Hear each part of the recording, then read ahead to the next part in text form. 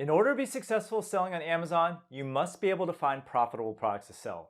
This video will teach you how to research and find potential Amazon bestsellers to sell online, and these are the exact strategies that I use to find products to sell in my 7-figure e-commerce business.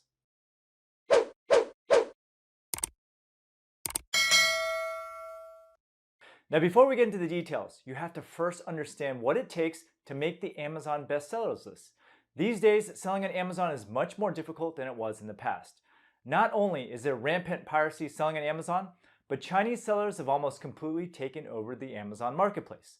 In order to break free from the noise, the key to finding a potential Amazon bestseller is to choose a product that carries a strong, unique value proposition and to build a recognizable brand that people trust. But how do you come up with a great product to sell in the first place? Do you just sit down and wait for a brilliant idea to come to you? Absolutely not. Randomly brainstorming products to sell on Amazon is the wrong way to go. Instead, a better approach is to rely on marketplace data to research profitable products to sell. Specialized Amazon tools can provide you with detailed stats that will allow you to avoid saturated markets and focus on products that have high demand. Now, first off, the key to finding a top seller on Amazon is to apply a methodical approach. And it's crucial to not let your personal experiences or taste get in the way of finding the right niche. Now, there's a reason why top Amazon sellers rely on specialized tools for product research. These tools can help you objectively find a profitable product to sell online and avoid your own personal biases. So for example, I use Amazon tools every day, which I'll share in this video, and they've helped me find great products to sell both on Amazon as well as in my online store. Now, here are a set of actionable steps on how to find potential Amazon bestsellers. Step 1 is to sell painkillers and not candy. Now, there are thousands of products that you can sell. Chances are they fall into one of the categories that I'm about to describe. Now, if you can quickly identify which category your product idea falls under, you'll be able to predict its chances of generating consistent long-term sales. Now, is your product a candy? A lot of people like candy, but it's not a necessity. Candy doesn't really solve a problem or offer any tangible benefits. Instead, candy is just a nice-to-have item. So as a result, candy sales can be fickle. So for example, fidget spinners sold like candy, with hundreds of millions sold all over the world, but the hype eventually died down and so did sales. So candy-like products can earn you lots of money, but it's only in the short term when buyer sentiment is high. You can ride the wave, but keep in mind that candy-like products may not be good long-term choices for an e-commerce business. Eventually, you have to come up with a new product idea to sustain your business. Now, is your product a vitamin? On the other hand, vitamins solve a long-term need. They provide the nutrients your body needs to stay healthy and avoid sickness. But vitamins don't instantly provide a benefit that you can see or feel. So for example, when I take a vitamin, I have no idea whether it's doing anything. And when I'm feeling sick, I take Airborne, for example, even if I don't see actual instant effects on my body to prevent a cold or improve my immune system. But I buy the product anyway and hope that I'm doing something to fight my illness. Now, the best vitamin-like products fulfill a psychological need, i.e. they make people feel like they're improving their health, safety, or other long-term need. And eventually they become a habit. So overall, vitamin-like products are much better for generating long-term and steady income than candy. Now, is your product a painkiller? If your product fulfills an immediate need, then customers will flock to you. Painkillers instantly solve an obvious problem. Now, after taking my Create a Profitable Online Store course, my student Abby decided to sell special insoles for women's high heels. And she now makes millions of dollars every year, without Amazon, I might add. Abby solved a real-world problem that many women can relate to: discomfort from wearing high heels all day. Her products relieve a literal pain, which is why there's such high demand for her products. My friend Kevin makes millions of dollars a year selling laser hair growth products. Now, if I were losing my hair, I'd be willing to spend a lot of money to grow it back. It's a common need for people to want to maintain a good physical appearance. Now, the key takeaway here is that almost all Amazon bestsellers solve an immediate problem. And you can think of painkiller products as the holy grail of commerce. All right, step 2. Follow these Amazon bestseller guidelines. Now, by following the product guidelines that I'm about to describe, you can avoid a lot of headaches and increase your chances of successfully selling on Amazon. Now, please note that these guidelines are not hard and fast rules, but it's in your best interest to follow as many as you can. All right, so don't choose fragile items. Choosing an item that won't break will save you the headaches related to shipping. Your life's going to be a whole lot easier if you sell non-fragile items. You don't want to sell products that lose value over time. You want to sell something that's timeless. And for this reason, avoid products that lose value the longer it's on the shelf. You don't want to sell seasonal goods. Now, the goal is to have a product that sells all year round. For example, you wouldn't want to sell winter clothing as you won't get enough demand for these products throughout the year. You also want to sell items that don't take up too much space. Now, at this point, you've probably already been thinking about logistics. Ideally, your product should be able to fit in a shoebox so you can avoid Amazon oversized fees. You also want to sell products without an inherent value. So aim for products that have an ambiguous value. Electronics, for example, have generally known prices. Meanwhile, it's harder for customers to put a price on keepsakes and personalized goods.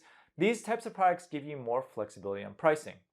Now, one final guideline, the ideal price range for online purchases is between $20 and $200. So aim to price your products within this range.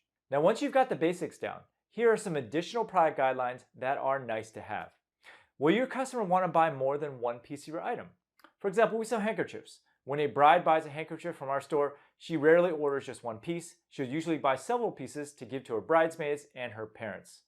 So for this reason, a typical bride will buy as many as 10 hankies at a time. Can you expand your niche to sell related products? Can your product branch out to similar products in the future? You can make a lot of money on Amazon cross-selling your goods. So for example, we sell dinner napkins in our shop, but we also cross-sell cocktail napkins to our same customers. Does your product have a fan base? A product with a dedicated blog or fan page will bring you instant customers. Does your product have accessories? Accessories make great cross-sells to boost your average order value. Can you personalize your product? If you can think of a way to personalize your product, great, because personalization allows you to charge a significantly higher price to boost your margins. Is your item consumable? Consumables are much more likely to bring you consistent, repeatable sales. Can you create content around your product? If you can provide valuable information about your product and niche, then that's great, because blog posts are great for search engine optimization, which can drive traffic to your website and Amazon. All right, so now that you understand the basic guidelines, it's time to start brainstorming products. So keep on watching to learn about the tools and platforms that I use to find potential bestsellers on Amazon. All right, step 3. As I mentioned earlier, mindlessly brainstorming products or browsing the Amazon bestsellers list will not get you very far. Instead, you should use a specific set of research tools to come up with data-backed product ideas. So basically, these tools can tell you what people are searching for, what sells, and which niches have low competition. And overall, the goal is to find a product with low competition and high demand. So here's a walkthrough of all the tools that I use to research product ideas. All right, so tool number 1, Amazon BSR data, and this is free. If you're on a major budget and you don't want to pay for an Amazon research tool, you can actually estimate a product's sales simply by looking at the Amazon listing.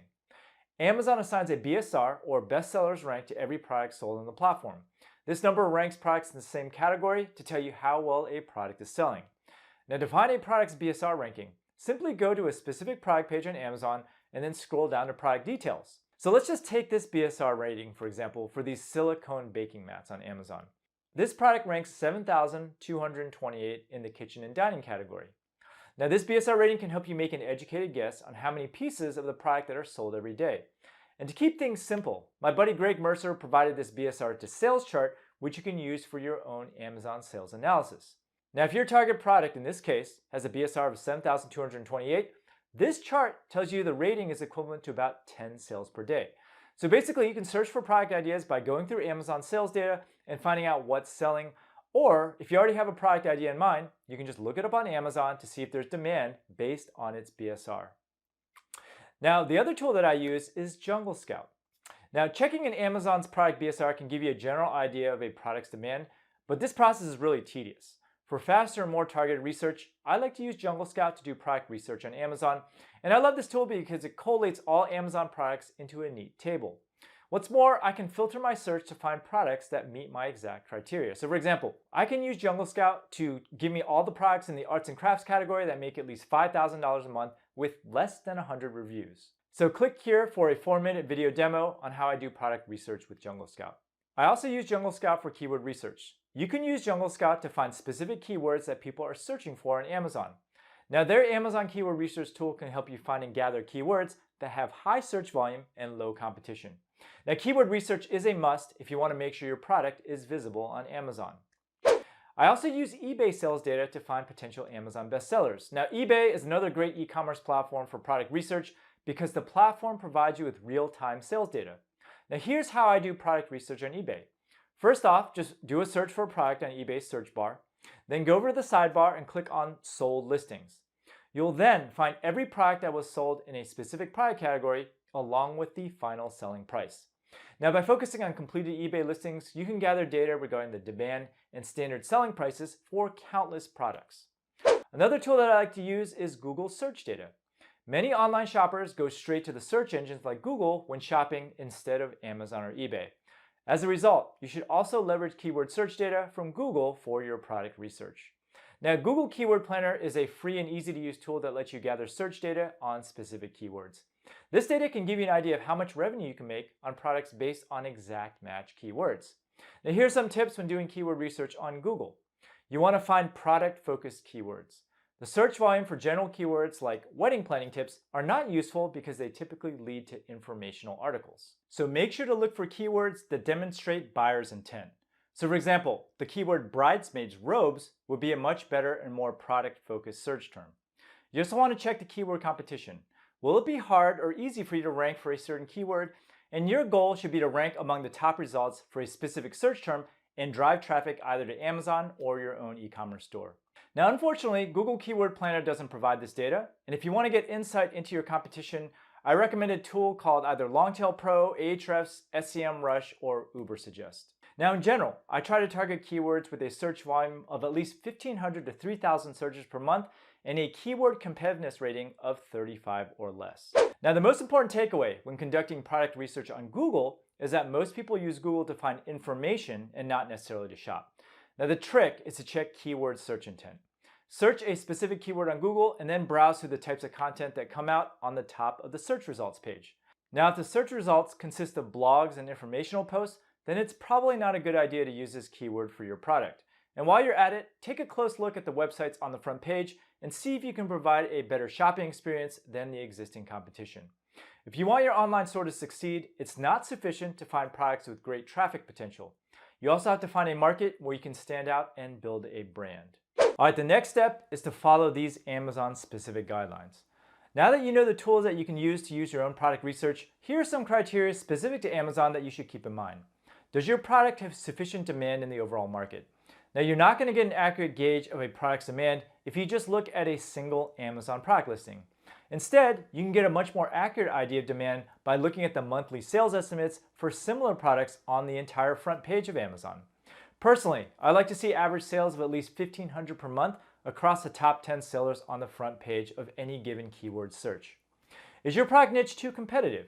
If you want to have a good chance of hitting the Amazon bestseller list, you need to check the overall strength of your competition in your product niche. Now, the strength of an Amazon listing can be gauged by looking at the number of reviews on the product. And overall, the average review count for a listing of similar products should ideally be under 100 reviews, but anything in the low hundreds is okay. In general, low review numbers tell you that it will be less difficult to break into that market. Is there an even sales distribution among sellers? Now, it's probably not a great idea to enter a market where just one or two sellers are generating most of the sales. You want a market where all sellers have an equal chance of earning sales.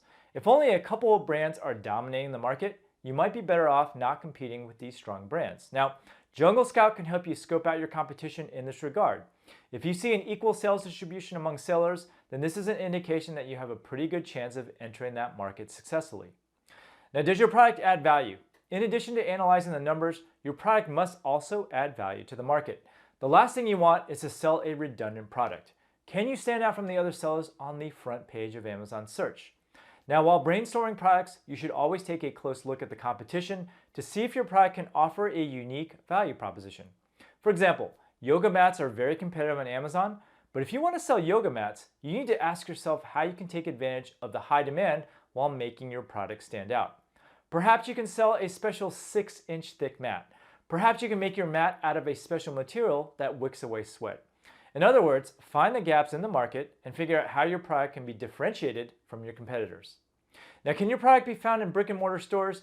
It can be hard to convince customers to buy your products online if they can find similar products in a regular store. Now, while this may sound counterintuitive, you should always niche down rather than go broad when selling online. Traditional stores don't typically sell obscure products or carry a variety of specific items in their shops. And this is where you have a major advantage. By selling a product that appeals to a specific subset of people, you can completely dominate that market. You can offer products that people can't easily find anywhere else. Now in my online store, we sell handkerchiefs that are hard to find in brick and mortar stores. Obscure products with good demand can earn you a great profit and help you achieve Amazon bestseller status in your category. Now, does your product also have high margins? When choosing a product to sell, you must also check how much similar products sell for on Amazon. Can you source your product and still earn enough profit given the current selling price? Now, personally, I will not sell a product on Amazon unless I have at least a 60 to 66% margin.